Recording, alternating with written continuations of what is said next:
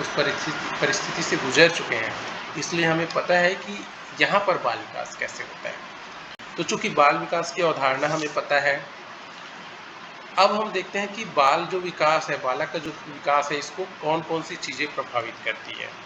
तो बालक के विकास को प्रभावित करने वाली चीज़ों के बारे में हम देखते हैं।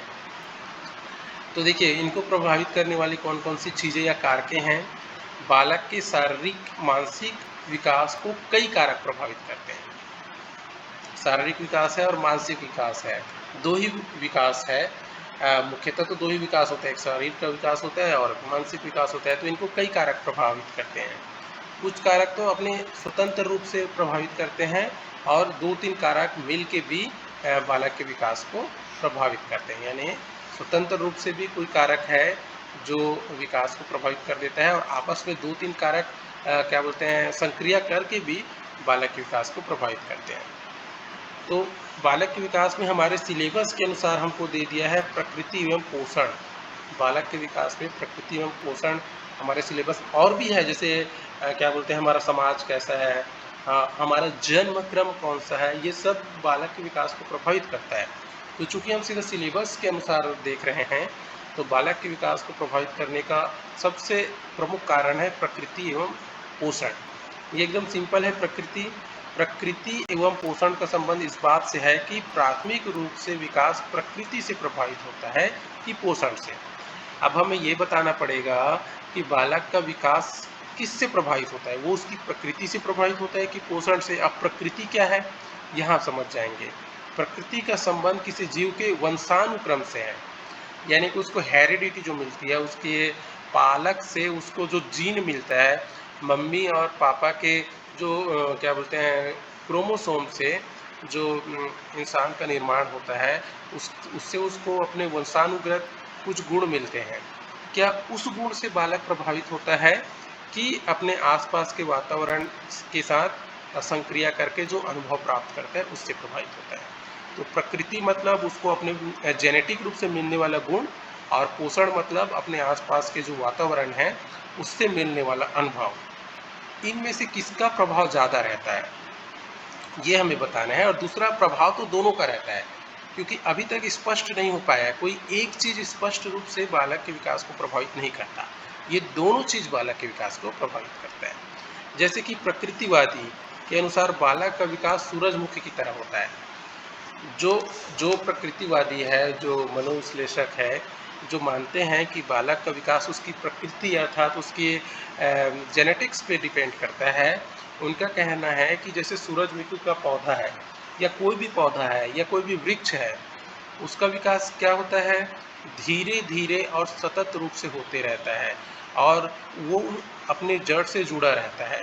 अपने जड़ से उसको जितना क्या बोलते हैं, संतुष्टि मिलती है, जितना वो अपने जड़ से बंधा रहता है, जितना उसका जड़ अंदर गहराई तक अपने क्या बोलते हैं, मिट्टी से जुड़ा रहता है, जितना गहराई से मिट्टी को पकड़ा रहता है, और जितना अच्छा बीज उसको मिला रहता है, अर्थात जिस बीज से वो पौधा बनता है वो बीज जितना मजबूत रहता है, जितना अच्छा रहता है, उतना ही बालक का विकास होता है। अर्थात प्रकृतिवादी पौधे का जिस तरह से सृजन होता है वो छोटे से बड़ा होता है, धीरे धीरे बढ़ता है, क्रमबद्ध रूप से बढ़ता है और अपने जड़ से जुड़ के बढ़ता है, अर्थात उसका जड़ मजबूत रहता है। तो सेम इसी प्रक्रिया में भी बालक का विकास होता है, ये कहना है प्रकृतिवादियों का। साथ ही अब हम देखते हैं, तो प्रकृतिवादी का कहना है कि जेनेटिक रूप से जो गुण इंसान को मिलता है वो गुण बहुत ज़्यादा बालक को प्रभावित करता है, जैसे कि ऊंचाई है, शरीर का आकार है, बौद्धिक स्तर है, उसके अलावा क्या बोलते हैं, वातावरण में सामंजस्य की क्षमता जो है, चलने और सोचने की जो क्षमता है, ये मम्मी और पापा से बालक को मिलता है, और उसका विकास बहुत ज़्यादा जेनेटिक्स रूप से निर्भर करता है, ये कहना है प्रकृतिवादियों का। और कुछ हद तक सही भी है, क्योंकि हम देखे हैं कि जो ऊंचे कद के मम्मी पापा होते हैं उनके बच्चे भी ऊंचे होते हैं। अच्छे ख़ानदान वाले, या बोलते हैं रहन सहन जिनका अच्छा है, जिनके यहाँ डेवलप अच्छे हो गए हैं, जो अच्छे जॉब में हैं, उनके बच्चे भी लगभग ऊंचे पद में जाते हैं, ऐसा बोला जाता है। परंतु वर्तमान में ये पूरी तरह से लागू नहीं होता है। ज़्यादातर कंडीशन में देखा जरूर जाता है। कई अच्छे खानदान के बच्चे देखते हैं जिनके मम्मी पापा एकदम डेवलप्ड हैं, परंतु उसके बच्चे थोड़ा सा बिलो आईक्यू वाले हो जाते हैं, या होते ज़्यादातर ऐसा भी केस देखा गया है कि वो बिलो आईक्यू के मिलते हैं। तो सिर्फ जेनेटिक्स ही विकास को प्रभावित नहीं करता, बहुत हद तक जेनेटिक्स जो है, यानी कि उसका प्रकृति जो है, विकास को प्रभावित करता है, परंतु सिर्फ वही विकास को प्रभावित करता है, यानी उसके मम्मी पापा अच्छे हैं तो बच्चा ही विकास करेगा, ये 100% रॉन्ग है। परंतु असर जरूर पड़ता है, इसको भी ध्यान रखना। और सिर्फ वही असर डालता है ये नहीं है, यानी इसमें दोनों बातें हैं, असर तो पड़ेगा परंतु एकमात्र उसी पर का प्रभाव पड़ेगा ये नहीं है। दूसरा पोषण यानी वातावरणीय अनुभव। वातावरणीय अनुभव के अंतर्गत शारीरिक पोषण, स्वास्थ्य, स्वास्थ्य की देखभाल, उसकी दवाई, या कोई दुर्घटनाएं हो गई, स्कूल में उसको कैसा अनुभव मिला, उसके परिवार कैसे हैं, उसके दोस्त कैसे हैं, ये भी उसके विकास को प्रभावित करता है। यानी कि दूसरा है बालक के विकास में पोषण वाली जो बात की है, उनको कैसे खान पान मिला, कैसे उसको विटामिन मिला, कैसे उनको पोषक तत्व मिला। जैसे बच्चे को बोलते हैं फल उसको खिलाना चाहिए, दूध देना चाहिए, और मौसमी फल बच्चे को देना चाहिए। अर्थात बच्चे का खान पान कैसा है ये उसके शारीरिक विकास को प्रभावित करता है, इसलिए पौष्टिक चीज़ें बच्चों को खिलानी चाहिए। स्वास्थ्य, बच्चा बीमार रहता है ज़्यादातर, या उसको स्वास्थ्य की सही देखभाल नहीं होती, उसको सही से दवाई नहीं मिल पाता है, और तो उससे क्या है, शरीर कमज़ोर होते जाता है, और शरीर के साथ मन और दिमाग जुड़ा हुआ है तो वो भी धीरे धीरे कमज़ोर होने लगता है। शारीरिक दुर्घटनाएं हो गई, जैसे बच्चा बच्चा छोटा है और उसके साथ दुर्घटना हो गया होता है, बहुत बड़ी, मान लो बच्चे के साथ बचपन में ही दुर्घटना हो गया, या सही से उसका पालन पोषण नहीं हुआ, या थोड़े से बड़े होने के बाद भी किसी भी प्रकार का दुर्घटना हो जाए तो उनका शारीरिक और मानसिक विकास थोड़ा सा कम हो जाता है। अगला स्कूल के अनुभव देखो, स्कूल का अनुभव भी बहुत ज़्यादा बच्चे के विकास को प्रभावित करता है।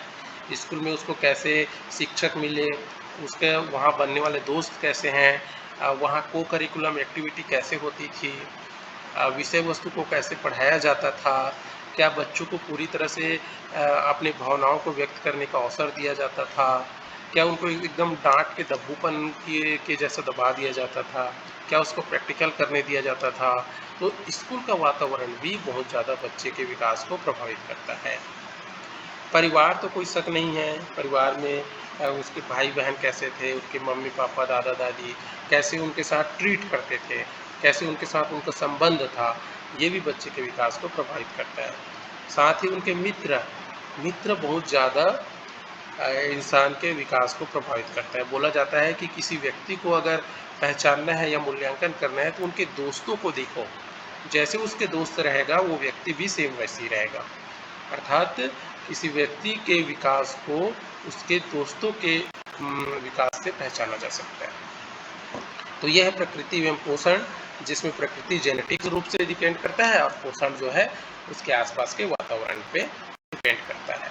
ये सिर्फ ये दोनों चीज़ें अलग अलग किसी वस्तु या किसी व्यक्ति के विकास को प्रभावित नहीं करते, ये तो दोनों जो है मिल के व्यक्ति के विकास को प्रभावित करते हैं। कोई एक चीज़ टोटली डिपेंड यानी कि हावी हो जाएगा ऐसा नहीं है, दोनों चीज़ ऐसा है जो व्यक्ति के विकास को प्रभावित करता है। दूसरा हमारा है निरंतरता और विच्छिन्नता। निरंतरता मतलब सतत बोल सकते हैं, कंटिन्यूअस बोल सकते हैं, और अनिरंतरता डिसकंटिन्यूअस।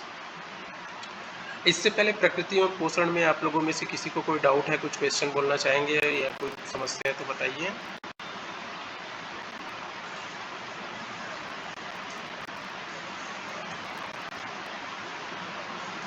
चलिए, विकास देखो, निरंतरता, दोनों शब्द एकदम हमको समझ में आ रहा है। निरंतरता यानी सतत रूप से, यानी कि फर्स्ट स्टेप में होगा, फिर स्टेप में, स्टेप में लाइन से बच्चे का विकास होगा, इसको बोल देता है ये निरंतरता। और विच्छिन्नता मतलब ये बोलता है कि कोई समय अचानक से बच्चे का तीव्र विकास होता है और वही है उसका विकास, ये फट से विकास हो गया, वो हो गया विच्छिन्नता या अनिरंतरता या डिसकंटिन्यूटी। चलिए, इसमें भी समझ जाएंगे आप। विकास सतत होता है, का वृक्ष बनना। इसका मतलब ये है कि विकास क्या होता है, सतत रूप से, जैसे कि प्रकृति के बारे में हमने देखे, सेम वैसे ही विकास हमारा क्या होगा, सतत रूप से क्रमबद्ध रूप से एक सीढ़ी के बाद दूसरी सीढ़ी में जाने का विकास होता है। जैसे पीपल के पौधे का विशिष्ट उदाहरण दे देगा, पीपल का पहले पौधा रहेगा, फिर वो थोड़ा सा बड़ा होगा, फिर उसकी तने मजबूत होगी, थोड़ा सा और बड़ा होगा, फिर उसमें डालियाँ निकलेगी, फिर उसके पत्ते और मजबूत होंगे। तो इस टाइप से उसमें वृद्धि होती जाती है, बोल सकते हैं, या क्रमबद्ध रूप से उसका पूरी तरह से विकास होने लगता है, या क्रमबद्ध रूप से वो पूरा बढ़ते जाता है। तो इस टाइप से उसमें एक सीरीज बन के बच्चे का विकास होता है। जिस तरह पेड़ का विकास होता है, बच्चे का भी लगभग उस सीरीज में बन के विकास होता है। इसको हम बोलेंगे निरंतरता। जैसे कि बच्चे का या किशोरावस्था का परिवर्तन एक सतत प्रक्रिया है। बच्चा बोलता है तो ऐसा नहीं है कि तुरंत बोलने लगे, बोलने से पहले कुछ महीने तक वो ता तू करते रहता है, कुछ भी चीज़ें बोलते रहता है जिसका कोई अर्थ नहीं रहता है, या अपने मुंह को खोल के अपने अंदर के जो टंग है या मुंह के जो मांसपेशियां है उसको मजबूत करते रहता है। तो बोलने से पहले भी कई सारी प्रक्रियाओं से वो गुजरा होता है। तो एक निश्चित प्रक्रिया से गुजरने के बाद वो धीरे से बोलना चालू करता है। वैसे ही किशोरावस्था में हम देखते हैं कई सारे परिवर्तन होते हैं। तो अचानक से वो किशोरावस्था में परिवर्तन नहीं हो जाता। किशोरावस्था में परिवर्तन होने से पहले उसका शरीर उस लेवल तक मजबूत बनता है। तो सबसे पहले शैशवावस्था में धीरे धीरे शरीर जो है एकदम कमजोर रहता है, एक प्रकार से बोल सकते हैं नाजुक रहता है। वो उस लेवल को पार करता है, उस लेवल की कठिनाइयों से जूझता है। फिर बाल्यावस्था में आने के बाद थोड़ी सी समझ बनाते हुए शरीर को फिर से वो स्ट्रॉन्ग करता है, शरीर में जो हार्मोनल परिवर्तन होता है उसके लायक शरीर बनता है, और फिर वो किशोरावस्था में वास्तविक रूप से हार्मोनल चेंजेस होने लगता है। तो ये सिर्फ किशोरावस्था में अचानक चेंजेस नहीं होता, बल्कि वो एक सतत प्रक्रिया है जो बच्चे के जन्म से ही चालू हो गया होता है। तो ये जो परिवर्तन होता है इसी को कहते हैं निरंतरता। अनिरंतरता की दृष्टि से देखने पर व्यक्ति के विकास का वर्णन अलग चरणों क्रमिक श्रृंखला है, जिसमें परिवर्तन का ढंग मात्रात्मक न होकर गुणात्मक होता है। देखिए, अब अनिरंतरता जब बोला जाता है तो इसमें परिवर्तन का ढंग क्या बोल दिया गया है, इसमें मात्रात्मक नहीं गुणात्मक बोला गया है। याद रखना, अनिरंतरता किस पे बात करती है, गुणात्मक, और निरंतरता किस पे बात करती है, मात्रात्मक। यानी कि जो है हमारी क्वांटिटी, ये हमारी क्वांटिटी पे बात कर रही है, और ये हमारी ये हमारी क्वालिटी पे बात कर रही है। तो इस टाइप से हमको इसको बताना पड़ेगा। एक जो है हमारा क्वांटिटी पे बात कर रहा है और एक हमारा क्वालिटी पे। अनिरंतरता में देखिए अलग अलग चरण बालक का विकास, किसी एक चरण में तीव्र विकास हो जाएगा, फिर से किसी एक चरण में तीव्र विकास हो जाएगा। और कैसा विकास होगा, इसमें क्वालिटेटिव विकास तो होगा, परंतु उस पर क्वालिटेटिव विकास होगा। चलिए, जैसे कि इल्ली का तितली में परिवर्तन। आप देखे हैं कि जो है पहले इल्ली सामान्य कीट होती है तितली, परंतु कीट से वो अचानक से तितली में परिवर्तित हो जाती है, उसका पूरा जेनेटिक ही परिवर्तित हो जाता है, उसमें पंख आने लगता है, और पूरी उसका वजह उसका पूरा अंदर की संरचना ही परिवर्तित हो गया होता है। यानी कि एक इल्ली का तितली में परिवर्तन होना, ये हमारा विच्छिन्न परिवर्तन या अनिरंतरता है। यहाँ पे उसका पूरा क्वालिटी ही बदल गया। तो ये उदाहरण है, परंतु बालक में ऐसा नहीं होता है। बालक का शारीरिक विकास जो होता है वो निरंतरता का परिचायक है, परंतु बालक का अचानक से बालक के ऊपर कभी कभी देखना जिम्मेदारी आ जाती है, यानी में सोचने की क्षमता बालक में अचानक से बढ़ जाती है। तो ये भी हमारा विच्छिन्न परिवर्तन यानी कि क्वालिटेटिव परिवर्तन है। जैसे कि एक समय के बाद देखना बालक जो है अच्छा मैच्योर हो जाता है, बाल्यावस्था में तो बालक ही रहता है, परंतु बाल्यावस्था के बीच में भी कोई बालक को देखना, वो अच्छा मैच्योर हो जाता है, उसको अच्छी बुरी की समझ आने लग जाती है। कई को किशोरावस्था में भी अच्छी बुरी की समझ में नहीं आने लगती है। कई जो है बाल्यावस्था में पूरी तरह से मैच्योर हो गया होता है और अचानक से हो जाता है। कोई बच्चे को हम नॉर्मल देख रहे हैं और 1-2 महीने बाद देखते हैं कि वो उसमें अच्छे बुरे की सब समझ आ गई है, यानी अमूर्त रूप से वो सोचना चालू कर दिया है। तो ऐसा परिवर्तन होता है, वो विच्छिन्न परिवर्तन है और ये पूरा क्वालिटेटिव परिवर्तन, इसको याद रखना। ये परिवर्तन हमारा क्या है? क्वालिटेटिव परिवर्तन है, यानी कि ये क्वालिटी की बात करती है। और शारीरिक रूप से जो परिवर्तन होता है, ये हमारा निरंतर, यानी कि जो बालक का विकास है उसको ये दोनों चीजें प्रभावित करती है कि उसका निरंतर यानी सतत रूप से विकास हुआ है कि नहीं हुआ है, और दूसरा उसमें क्वालिटेटिव रूप से विकास हुआ है कि नहीं, यानी गुण जिस उम्र में जो गुण उसको आना था वो गुण बालक में आया है कि नहीं आया है। तो ये दोनों मिलकर बालक के विकास को प्रभावित करता है। ये इसमें आगे बढ़ते हैं। फिर आता है प्रारंभिक एवं परवर्ती अनुभव। बताइए, निरंतरता एवं विच्छिन्नता में कोई प्रॉब्लम है तो आप लोग बताइए।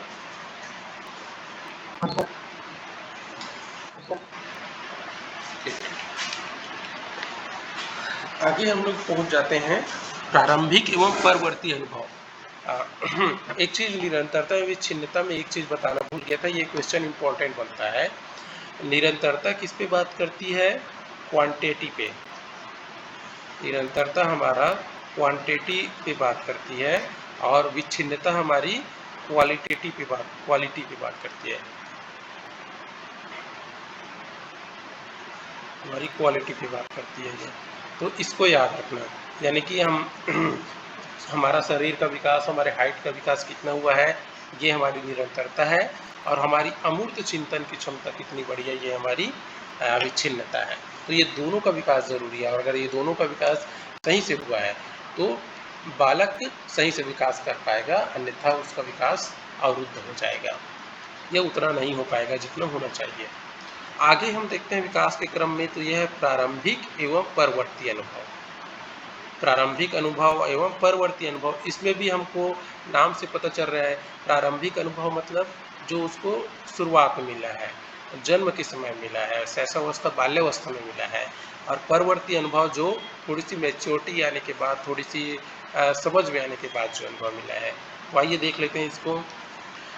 बालक के शैशवावस्था के अनुभव एवं उसके बाद के अनुभव उसके विकास में कैसा प्रभाव डालता है।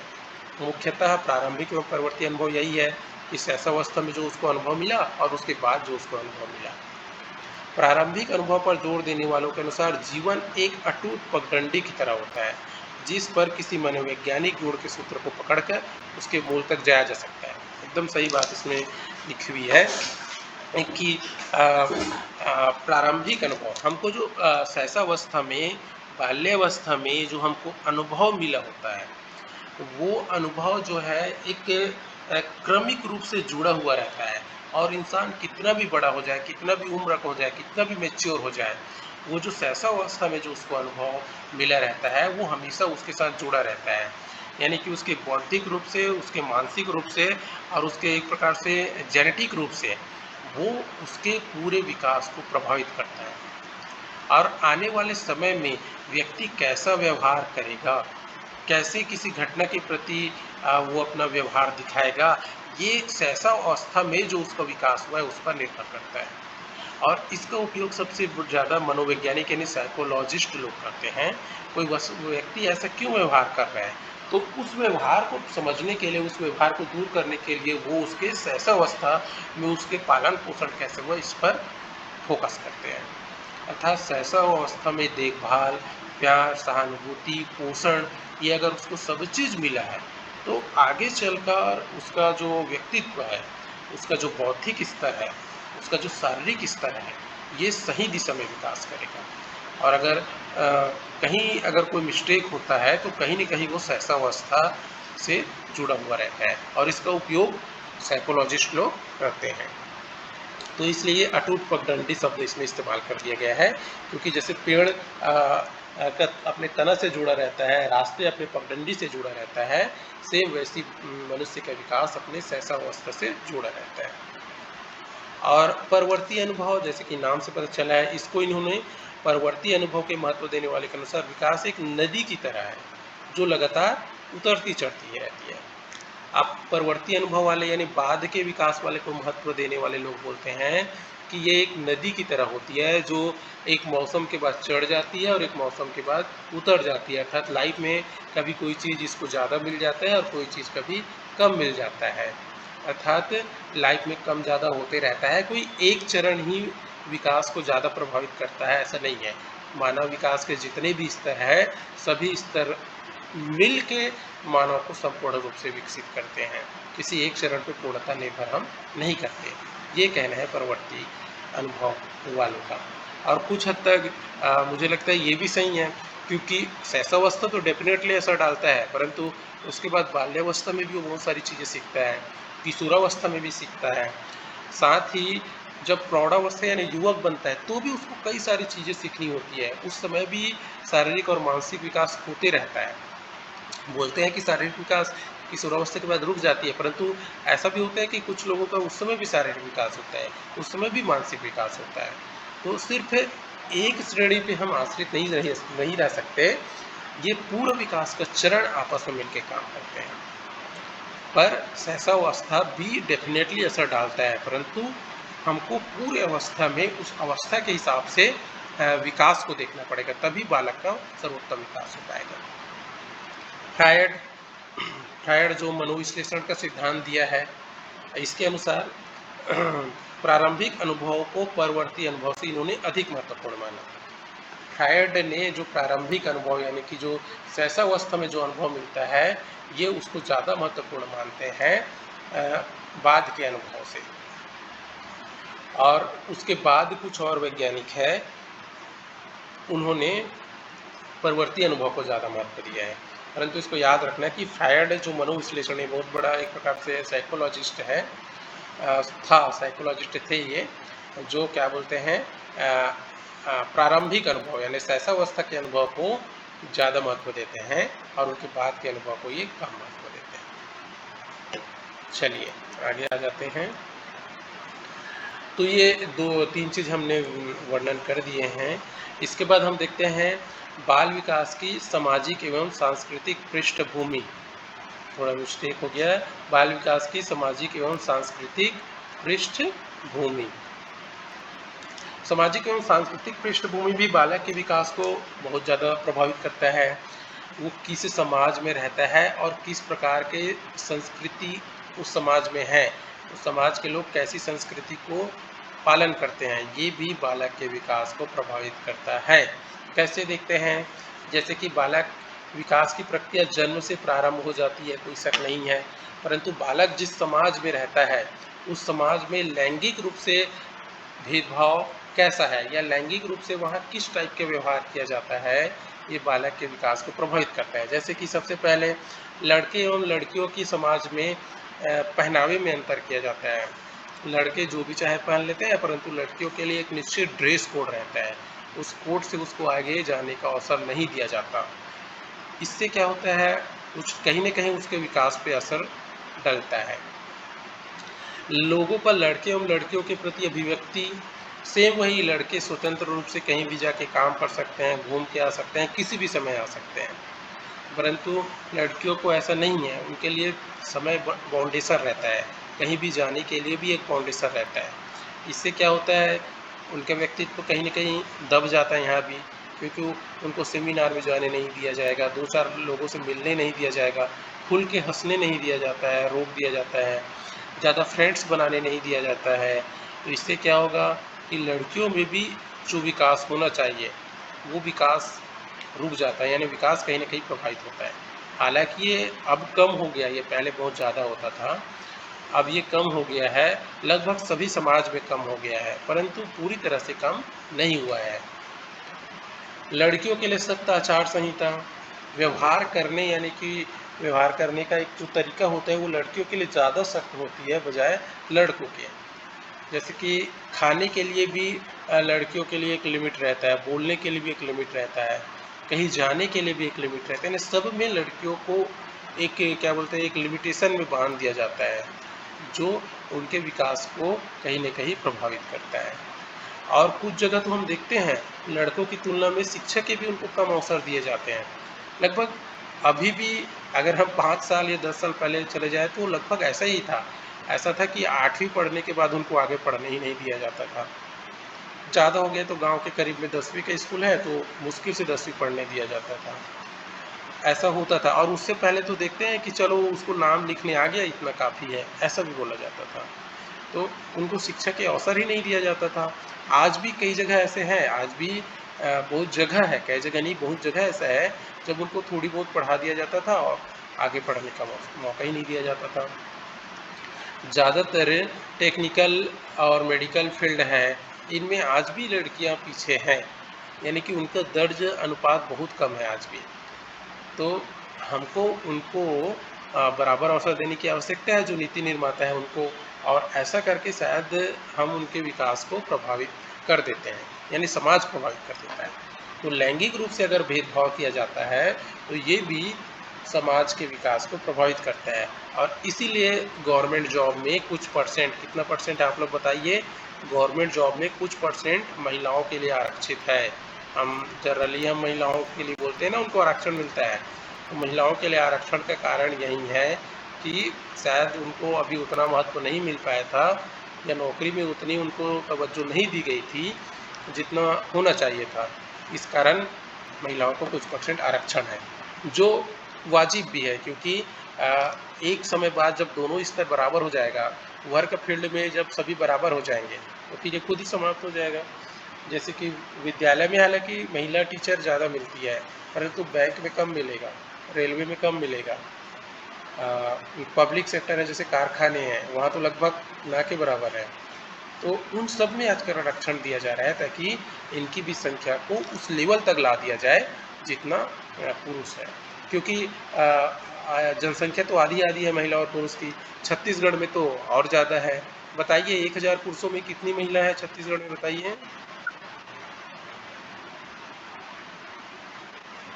आप लोग। बताइए, जीके की तैयारी करते हैं ना, छत्तीसगढ़ में महिला पुरुष का अनुपात कितना है? 1000 पुरुषों में कितनी महिलाएं हैं?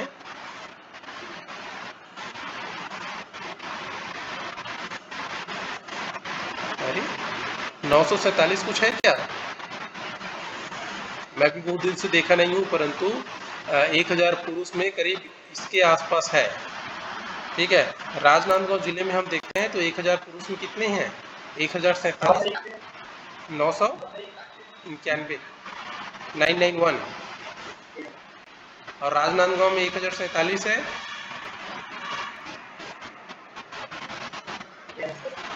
बिल्कुल। तो देखिए राजनांदगांव में महिलाओं की संख्या थोड़ी ज़्यादा है, परंतु ओवरऑल छत्तीसगढ़ में देखते हैं तो देखो 991 यानी कि 9 कम है, बट ठीक है, लगभग 19-20 है, तो उतना ज़्यादा भी नहीं है। कई स्टेट में तो ये तो 905, 904, कई स्टेट में तो 800 तक है। तो 1000 पुरुष में अगर 800 महिला, मतलब 200 महिला कम हो गई ना। जबकि ये मतलब ये समझ लीजिए कि यहाँ कहीं ना कहीं कुछ तो है, भ्रूण हत्या या फिर और कुछ हो सकते हैं, ये जनसंख्या को एकदम ज़्यादा बढ़ाना। तो देखा जाए तो ये अनबैलेंस है। अब प्रकृति ने क्या किया है, वो खुद डिसाइड नहीं करता है, जो बच्चे आ गए सो आ गए, है ना। लिंग को डिसाइड हम नहीं कर सकते, वो एक प्रकार से नेचुरल है ना। तो ये लगभग ये बैलेंस बना रहता है। अगर ये बहुत कम है मतलब थोड़ा सा दिक्कत है। तो ठीक है, कोई दिक्कत नहीं है। तो हाँ, समाज में ऐसा होता है, और ये जो है समाज के विकास या बोला जाए तो बालक के विकास को प्रभावित करता है। चलिए, लैंगिक भेदभाव के बाद देखते हैं सामाजिक वर्ग, ये भी बालक के विकास को प्रभावित करता है। व्यक्ति जो किस समाज का वर्ग है, इसका निर्धारण उसके परिवार की शिक्षा, व्यवसाय तथा आय से होता है। व्यक्ति किस सामाजिक वर्ग से है? 3 प्रकार के सामाजिक वर्ग मिलते हैं। एक क्या होता है, निम्न सामाजिक वर्ग है, यानी निम्न स्तर के सामाजिक वर्ग।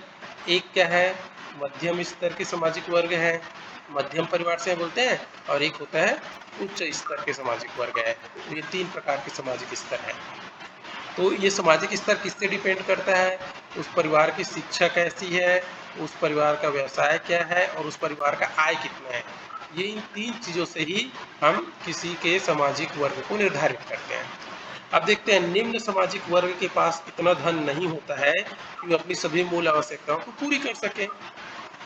जो निम्न सामाजिक वर्ग के लोग हैं लगभग पैसे उनके पास कम होता है जो मजदूर तबके के होते हैं। इससे क्या है वो अपनी सारी आवश्यकताओं को पूरी नहीं कर सकते हैं और सारी आवश्यकताओं को नहीं कर सकते मतलब क्या होता है कि कुछ चीज़ें देखा जाए तो उन बच्चों के लिए कमी रह जाती है या बोलते हैं सारी आवश्यकताएं पूरी ना हो तो कुछ आवश्यकताओं को उनको अपना दबा के रखना पड़ता है अर्थात कुछ आवश्यकताओं को उनको नियंत्रित रखना पड़ता है जो उनके विकास को कुछ न कुछ प्रभावित करता है। जैसे उनको फल खाना है, फल नहीं मिलता है, सही पौष्टिक चीज़ नहीं मिल पाता है तो थोड़ा सा उनके विकास को ये प्रभावित करता है। जनरली देखा जाता है कि घर जो है झुग्गी झोपड़ी टाइप होता है और आसपास गंदगी भी पाया जाता है जिससे संक्रामक रोग का डर रहता है। निम्न सामाजिक स्तर में ये भी देखा गया है, झुग्गी झोपड़ी टाइप रहता है तो थोड़ी सी बीमारी होने का भी डर रहता है क्योंकि झुग्गी झोपड़ी ऐसे जगह में होता है जहाँ पे साफ़ सफाई कम होगा, गंदगी भी रहती है, बदबू और बैक्टीरिया वायरस वगैरह लगभग वहाँ पर अपने का डर ज़्यादा रहता है जिसके कारण संक्रामक रोग फैलने का डर रहता है। छोटी उम्र में ही बच्चों के ऊपर जिम्मेदारी आ जाती है। निम्न सामाजिक स्तर में हम देखते हैं कि बच्चों की संख्या भी ज़्यादा होती है और चूंकि उनको अपने परिवार के साथ मिल के काम करके अपने आय के साधन को भी बढ़ाने की भी आवश्यकता होती है तो उनमें जिम्मेदारी जल्दी आ जाती है। वो जल्दी से अपने खेत के बारे में या जल्दी से अपने जो रोजगार है जो उनके पैतृक रूप से रोजगार है उसके बारे में या अपने भाई बहन की देखभाल के बारे में यानी कि जो भी हो उनमें जो सामाजिक जिम्मेदारी है ये जल्दी आ जाती है निम्न परिवार निम्न वर्ग के निम्न स्तर के सामाजिक वर्ग के बच्चों के। वो भावनात्मक रूप से जल्दी परिपक्व भी हो जाते हैं। बिल्कुल भावनात्मक रूप से भी वो इमोशनल रूप से भी जल्दी परिपक्व हो जाते हैं क्योंकि उनको वैसी जिम्मेदारी दे दी जाती है। उनको अपने भाई बहन की जिम्मेदारी अगर बच्चे को दे दिया जाए तो फिर वो मजबूरीवश उस जिम्मेदारी को निभाते हुए इमोशनल रूप से परिपक्व हो गया होता है। मार्केट जाना भी वो कम उम्र में सीख जाता है, साग सब्जी खरीदना भी वो कम उम्र में सीख जाता है क्योंकि उनको ये सब करना पड़ता है और करते करते वो खुद ही सीख जाता है। यानी उम्र से पहले उनमें विकास होने लगता है। और निम्न सामाजिक वर्ग के बच्चों के लिए बाल्यावस्था जिम्मेदारी और व्यवस्थाओं से भरी होती है। बिल्कुल बाल्यावस्था जो होती है अर्थात 3 से 12 वर्ष की जो अवस्था है वो जिम्मेदारी और व्यवस्थाओं से भरी होती है। इसको याद रखना है कि निम्न सामाजिक वर्ग में जो बाल्यावस्था है अब खेल कूद की अवस्था बोलते हैं परंतु निम्न सामाजिक वर्ग में वो जिम्मेदारी और व्यवस्थाओं से भरी होती है। अब देखते हैं मध्यम और उच्च सामाजिक वर्ग के परिवारों की आर्थिक स्थिति अच्छी होती है और उन्हें मूलभूत सुविधाओं का अभाव नहीं होता है। इसमें दोनों को दे लिए हैं मध्यम वर्ग और उच्च सामाजिक वर्ग है। जाहिर सी बात है उनकी सामाजिक स्थिति और उनकी आर्थिक स्थिति अच्छी होती है, उनको पैसे का उतना अभाव नहीं रहता और वो आसानी से अपना जीवन यापन कर लेते हैं। लगभग इस स्तर में लड़के और लड़कियों को समान शिक्षा देने का प्रयास करते हैं क्योंकि ये खुद पढ़े लिखे रहते हैं तो अपने बच्चों के बीच भेदभाव नहीं करते हैं तो जाहिर सी बात है इनका विकास अच्छा होगा। यहाँ शिक्षा को अनिवार्य माना जाता है यानी किसी बच्चे को पढ़ने से नहीं रोका जाता, जो जितना पढ़ सकता है जो पढ़ सकता है उसको पढ़ने के लिए अवसर दिया जाता है और लड़के और लड़कियों में भेदभाव नहीं किया जाता, यहाँ दोनों को बराबर माना जाता है।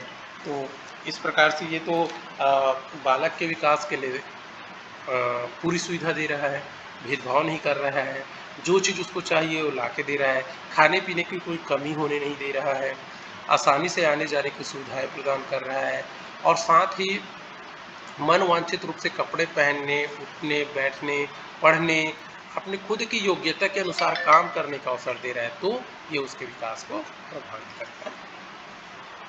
चलिए धर्म, बालक के विकास को धर्म भी बहुत ज़्यादा प्रभावित करता है।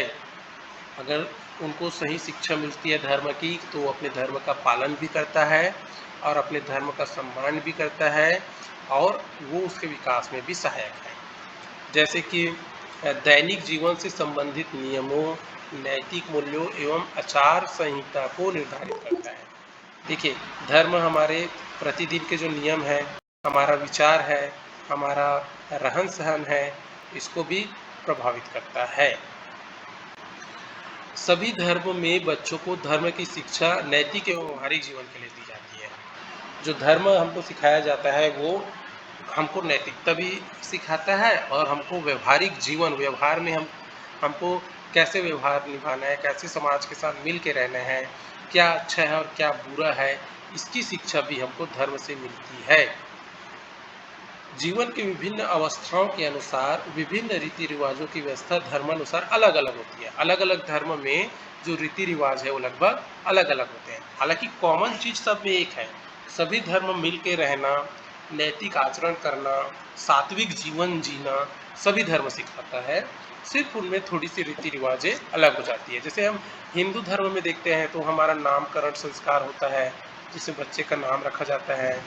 अन्नप्राशन होता है, जिसमें बच्चे को पहला ठोस भोजन दिया जाता है। मुंडन संस्कार होता है, जिससे पहली बार बाल का मुंडन किया जाता है। विद्यारंभ संस्कार होता है, जिसमें प्रारंभिक रूप से वर्णमाला का ज्ञान दिया जाता है। तो ये कुछ ऐसे संस्कार हैं जो बालक के विकास को निश्चित ही प्रभावित करते हैं। ईसाइयों में बपतिस्मा एवं प्रथम कम्युनियन होता है और मुसलमानों में बच्चों को भी बड़ों के साथ नमाज पढ़ना अपना कर्तव्य समझा जाता है। तो ये सभी धर्मों की कुछ कुछ रीति रिवाज है जो बालक के विकास को प्रभावित करता है और हमें अपने धर्म का पालन करना चाहिए, अपने धर्म का सम्मान करना चाहिए, उनके सिद्धांतों का क्या बोलते हैं सात्विकता के साथ अनुसरण करना चाहिए। हालांकि कुछ कमियां सभी धर्मों में भी है, परंतु उस कमियां पे हमें नहीं जाते हुए उनके जो वास्तविक सिद्धांत हैं हमें उसको पालन करना चाहिए और वो हमको क्या बोलते हैं हमारे विकास के लिए आवश्यक है। तो ये कुछ ऐसी चीज़ें हैं जो बालक के विकास को प्रभावित करता है। इसके बाद का हमारा टॉपिक है बच्चों का अध्ययन, कुछ तरीकों का परिचय। यानी बच्चों का हमको अध्ययन करना है। हम विद्यालय में जाते हैं तो अभी बच्चों का अध्ययन करना पड़ता है, बच्चों का अवलोकन करना पड़ता है, उसमें क्या कमियां हैं, क्या परेशानी है, क्या उस पर ज़्यादा फोकस करने की ज़रूरत है। इसके लिए हमें बच्चों का अध्ययन करना पड़ता है। ऊपर जो बताई गई बातें हैं उस पर कोई प्रॉब्लम है तो बताइए आप लोग, कहीं कोई क्वेश्चन है तो।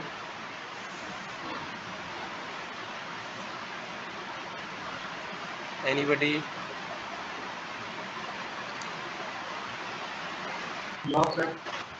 और कोई? आप लोग भी अपनी बातें बिल्कुल रखिए, कोई प्रॉब्लम नहीं है। जिसे अपनी बातें रखनी है तो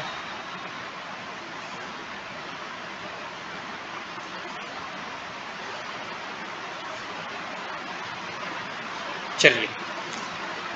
तो बाल विकास को प्रभावित करने वाले कारक सिंपल है, कोई बड़ी बात नहीं है। पर यहाँ से क्वेश्चन वहाँ से भी क्वेश्चन बनता है, यहाँ से भी क्वेश्चन बनता है जो बच्चों को हमें बच्चों का अध्ययन करना है। बच्चे अध्ययन करने विद्यालय आते हैं, परंतु अध्यापक का काम है कि वो बच्चे का अध्ययन करें, बच्चे पे निगरानी रखें। निगरानी मतलब एकदम बंधन में रखना नहीं है। बच्चे क्या कर रहा है, क्या सीख रहा है, कैसी उसकी फ्रेंडशिप हुई है, वातावरण के साथ कैसा उसका तालमेल है, खेल के प्रति उसका क्या रुझान है, ज़्यादा गुमसुम तो नहीं रहता, ज़्यादा लड़ाई झगड़ा तो नहीं करता, अगर लड़ाई झगड़ा वगैरह करता है तो कहाँ उसमें प्रॉब्लम आ रही है, सीखने में कहाँ उसको दिक्कत हो रही है। तो इन सब का अध्ययन टीचर करते रहता है और ये टीचर का दायित्व है, क्योंकि पेरेंट्स जो है टीचर पे भरोसा करके उसको विद्यालय छोड़ा रहता है। तो ये टीचर का दायित्व है कि वो पूरा ओवरऑल डेवलपमेंट में बच्चे का सहयोग करे। तो बच्चे के अवलोकन के या बच्चों के अध्ययन के ये 3 तरीके हैं जिसको हमको याद रखना है और ये पेपर में आता है सीजीटेट सीटेट में। तो बच्चों का अध्ययन हम कैसे करेंगे? एक अवलोकन प्रक्रिया है, अवलोकन के द्वारा बच्चे का अध्ययन करेंगे। सर्वे या साक्षात्कार करके बच्चों का अध्ययन करेंगे। और एक है व्यक्तिगत अध्ययन या केस स्टडी करेंगे हम। तो ये 3 प्रकार से बच्चों का अध्ययन किया जाता है, इसको याद रखना है। एक तो अवलोकन प्रक्रिया होगा, दूसरा सर्वे करेंगे या इंटरव्यू लेंगे, और तीसरा है व्यक्तिगत अध्ययन या केस स्टडी। चलिए, सिंपल है, अभी आप समझ जाएंगे इसको।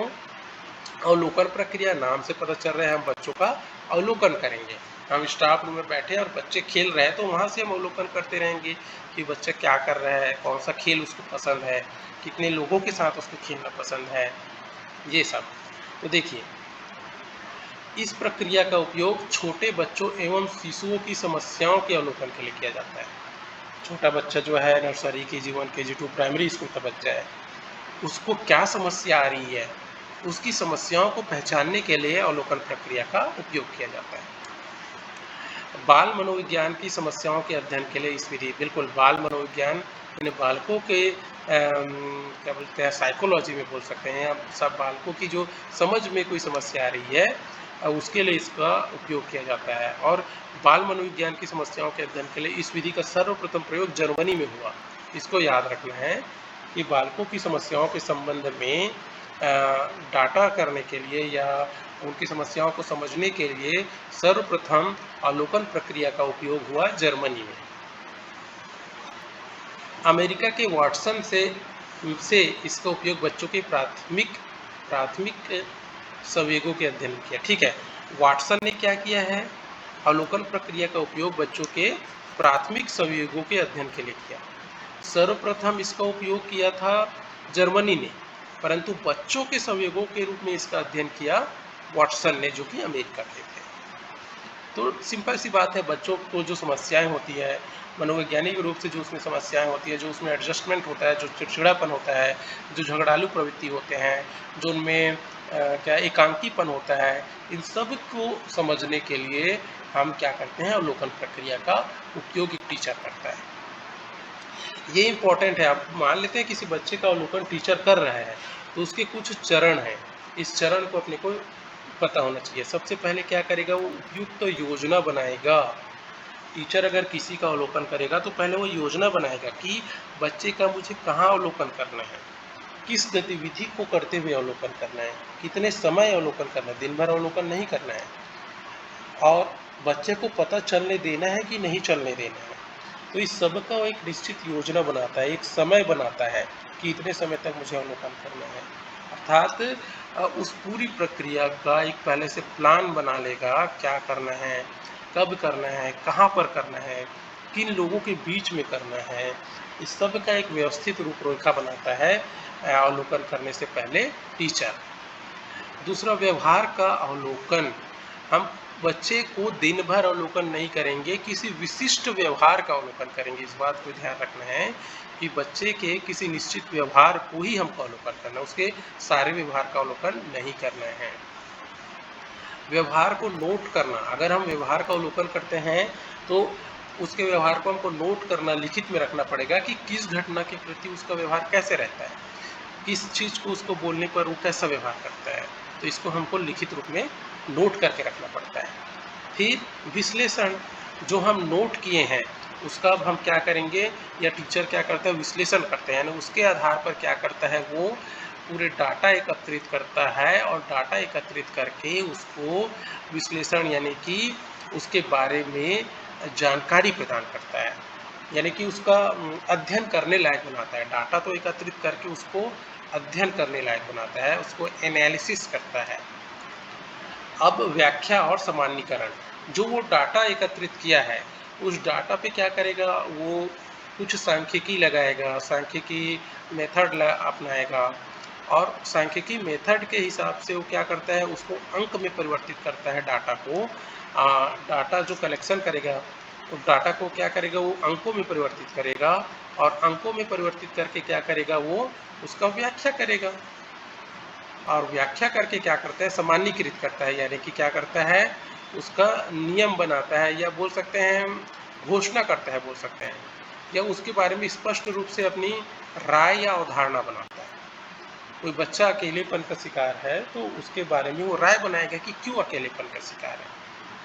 तो ये 5 चरणों से गुजरना पड़ता है, इन 5 चरण को याद रखना है आपको। सबसे पहले वो प्लानिंग करेगा, फिर वो क्या करेगा, व्यवहार का अवलोकन करेगा, व्यवहार को नोट करेगा, उसका एनालिसिस करेगा और उसको इंटरप्रिटेशन करेगा। तो इन पांचों चीज़ को याद रखना है आपको अवलोकन करते समय। ये 5 चरण को टीचर अपनाता है। अवलोकन के प्रकार, ठीक है, अवलोकन के लिए तो 5 चरण अपनाएगा, परंतु अवलोकन कितने प्रकार का अवलोकन करेगा। तो इसको भी देखिए, अवलोकन के 3 प्रकार हैं। पहला सरल व अनियंत्रित अवलोकन। देखिए 2 चीज़ आया, एक तो सरल आया और अनियंत्रित। अनियंत्रित मतलब इसमें अवलोकनकर्ता का नियंत्रण नहीं होता। जैसे कि बालक खेल खेल रहा है, 10 बालक ऐसे इधर उधर करके खेल खेल रहे हैं, चलो तो बालक क्या करता है, टीचर क्या करता है, दूर में बैठ के किसी एक बालक, चलो इस बालक की गतिविधि को देखना है, तो दूर में बैठ के इस बालक की गतिविधि को देखते रहता है कि वो खेल खेल रहा है कि नहीं, कैसा खेल खेल रहा है, किनके बीच में खेल रहा है, वो चुपचाप दूर में बैठ के देखते रहता है। बच्चे को पता रहे न रहे वो अलग बात है, वो टीचर के ऊपर है। यानी कि टीचर का नियंत्रण में ही नहीं रहता, बच्चा खेल रहा है और टीचर दूर में बैठ के देख रहा है। टीचर का इस गतिविधि में कोई नियंत्रण नहीं होता, बच्चा अपने खुद से खेलते रहता है। टीचर जाके इन बच्चों के बीच में टीचर जाके हस्तक्षेप नहीं करता है, वो सिर्फ दूर में जो है के देखते रहता है। अर्थात ये अनियंत्रित अवलोकन होता है और एकदम सरल अवलोकन है, टीचर दूर में बैठ के देख रहा है बस। तो इस टाइप के अवलोकन को बोलते हैं सरल व अनियंत्रित अवलोकन। इसकी कुछ कमियां भी है। क्या क्या कमी हो सकती है? पहला तो टीचर का कंट्रोल नहीं रहता, तो क्या होगा, मामला इधर उधर हो सकता है, मतलब सही जानकारी मिलने में थोड़ी सी दिक्कत होती है, क्योंकि टीचर का कंट्रोल नहीं है तो वास्तविक जानकारी थोड़ी मिलने में दिक्कत हो सकती है। दूसरा इसमें कमियां क्या है, दूसरी कमियां क्या है, यहाँ पे अगर बच्चे को पता चल गया कि टीचर मेरा अवलोकन कर रहा है, तो क्या करेगा, फिर अपने आप को एकदम क्या कर लेगा, सिकोड़ के रख लेगा। यानी यहाँ भी सही जानकारी मिलने में दिक्कत होगी। और दूसरा जो सार्वभौम नियम है, जो सामाजिक नियम है, बच्चा उस नियम का पालन करना चालू कर देगा। यानी कि वास्तविक गुण को छुपाएगा और जो सार्वभौमिक नियम है उसका पालन कर रहा हूँ ऐसा दिखा देगा।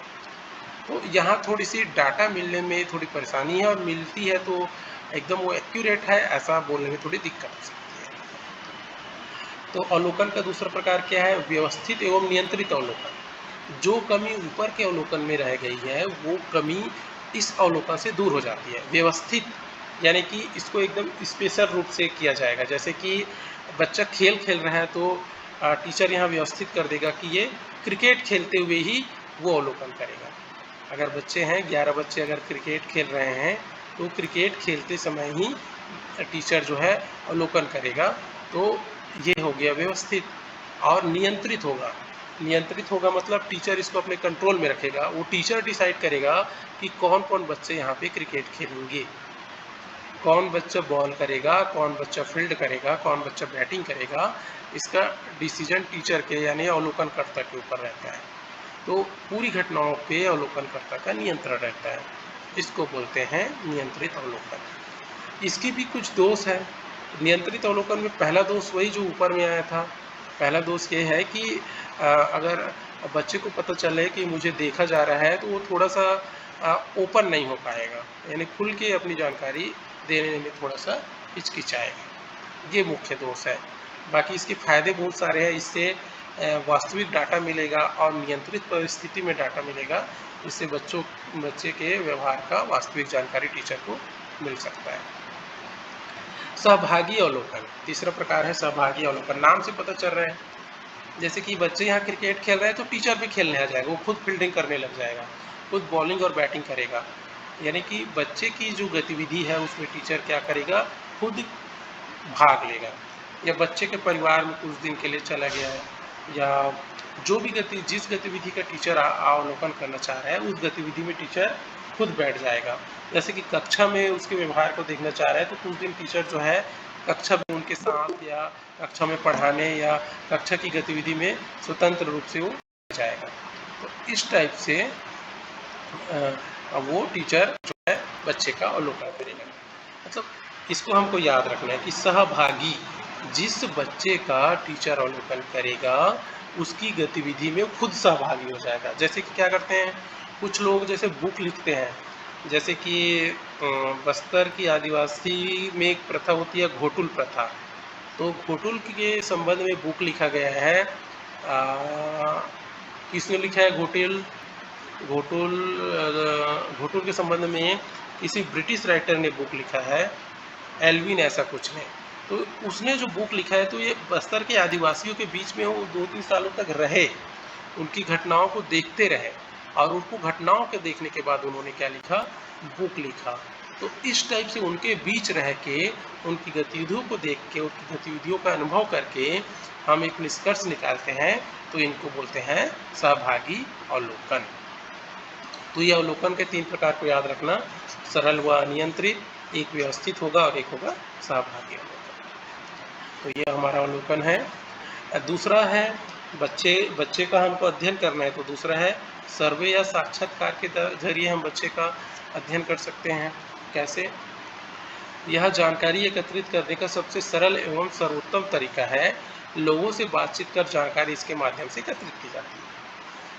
सर्वे करेंगे, क्या करेंगे, हम लोगों के बीच जाएंगे, उनसे चर्चा करेंगे। किसी बच्चे के बारे में जानकारी लेना है तो उनके मम्मी पापा से बात करेंगे, उनके आसपास के लोगों से बात करेंगे और वो उसमें क्या प्रॉब्लम हो रही है वो हम बातचीत करके जानकारी प्राप्त करेंगे। दूसरा है साक्षात्कार। जैसे सबको पता है, बच्चे को हम अपने पास बुलाएंगे, अच्छे से उनसे बात करेंगे और धीरे से हम उनके रंग में रंग जाएंगे। एक प्रकार से उनकी समस्याओं को प्यार से पूछेंगे और हम उनसे उत्तर प्राप्त करेंगे, तो वो बच्चे की समस्या हमको आसानी से इससे पता चल जाएगा। निश्चित प्रकार के मानकीकृत प्रश्न है। देखो इसमें प्रश्न क्या होगा, मानकीकृत यानी स्टैंडर्डाइज्ड प्रश्न होगा। मानकीकृत प्रश्न लोगों की किसी भी विषय के प्रति मान्यता और अभिवृत्ति की जानकारी प्राप्त करने में उपयोगी होती है। तो जो हम क्वेश्चन करेंगे, कुछ भी क्वेश्चन नहीं कर देंगे जिससे उसको हर्ट हो जाए, जिससे वो बच्चे को बुरा लगे या वो थोड़ा डर जाए, ऐसा प्रश्न नहीं करेंगे। ऐसा प्रश्न करेंगे कि वो उसमें रुचि ले, उसको अच्छा लगे, वो संकोची प्रवृत्ति उसमें ना आ जाए। तो इस टाइप के प्रश्न करेंगे जिसको आसानी से उत्तर देना वो मुनासिब समझे। ठीक है।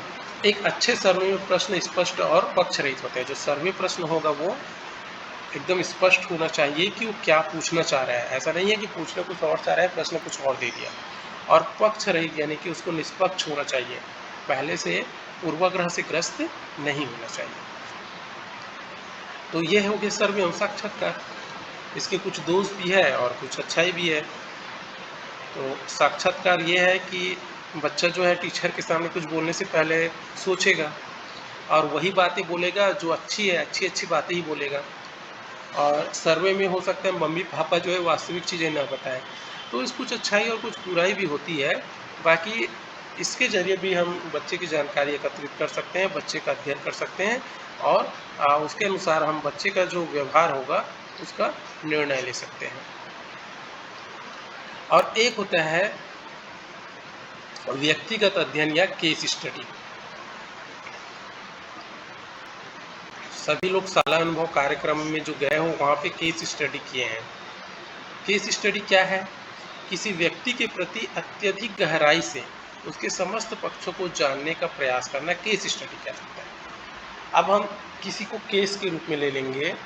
अब हम देखते जाएंगे कि बच्चा कितने बजे आ रहा है, कितने बजे विद्यालय से जा रहा है, कौन सा काम कर रहा है, उसका लिखित में एक नोट्स बनाते जाएंगे। यानी कि उसकी गतिविधियों का हम अध्ययन करते जाएंगे। उसके कौन से मित्र है, कौन सा खेल उसको पसंद है, कौन सी चीज़ें उसको खाना पसंद है, किस विषय को ज़्यादा ध्यान से पढ़ता है। यानी किसी एक बच्चे पर हम फोकस करते हुए अध्ययन करेंगे। इसको बोलते हैं केस स्टडी। इसमें जैसे कि हम अवलोकन करते हैं तो बच्चों के बीच ही उनके जैसा व्यवहार करने लगते हैं, ऐसा कोई ज़रूरी नहीं है। या दूर से हम बच्चे का अवलोकन कर रहे हैं, ये भी ज़रूरी नहीं है। बच्चे से छुपा के करना है, ये भी ज़रूरी है। बच्चे को बता के बच्चे के व्यवहार का इसमें अध्ययन करते हैं। तो ये हो जाता है हमारा केस स्टडी। तो अब बताइए।